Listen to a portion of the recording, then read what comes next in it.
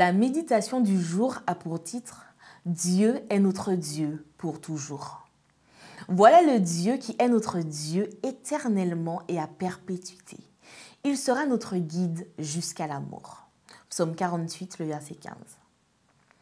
Le message chrétien n'est pas un programme qui a pour objectif de nous donner le bien-être dans le présent, de nous rendre heureux en cette vie passagère, que nous accomplissions tous nos rêves et résolvions nos problèmes dans ce monde. Non, pas du tout. Le christianisme nous enseigne à soumettre notre vie au contrôle de Dieu, à le glorifier en lui offrant, quelles que soient les circonstances, un service d'amour humble et désintéressé et à nous préparer à vivre avec lui pour l'éternité. Le plan de Dieu n'est pas de remplir cette terre de gens qui vivent contents et à l'aise jusqu'à leur mort, mais de nous guider dans cette vallée des pleurs pour qu'ils puissent ensuite créer une nouvelle terre.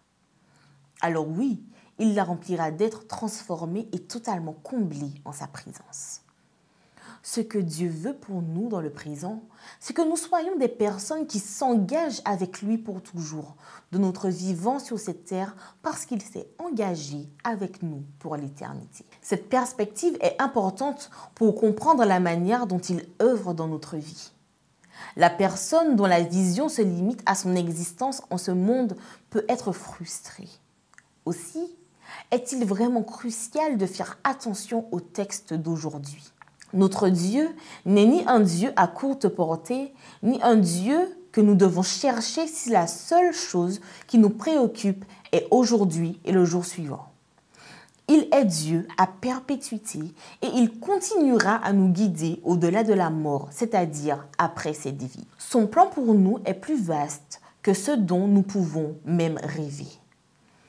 Nous ne pouvons rêver au-delà de ce monde parce que nous sommes limités par la réalité immédiate qui nous entoure et qui est la seule que nous connaissons. C'est pourquoi nos prières se focalisent presque toujours sur des demandes à Dieu de nous aider dans nos problèmes d'ici-bas. Cependant, nous devrions aussi garder à l'esprit la vie que nous aurons après la mort et lui demander de nous guider éternellement et pour toujours. Ayons confiance en Dieu. Attendons de voir les plans qu'il a pour nous et qui, selon la parole, sont pour notre bien et non pour notre malheur. Jérémie 29, verset 11.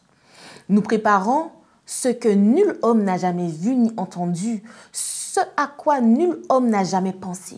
1 Corinthiens 2, le verset 9. Comme il serait triste de ne pas parvenir à voir ce qu'il y a après tout cela, n'est-ce pas?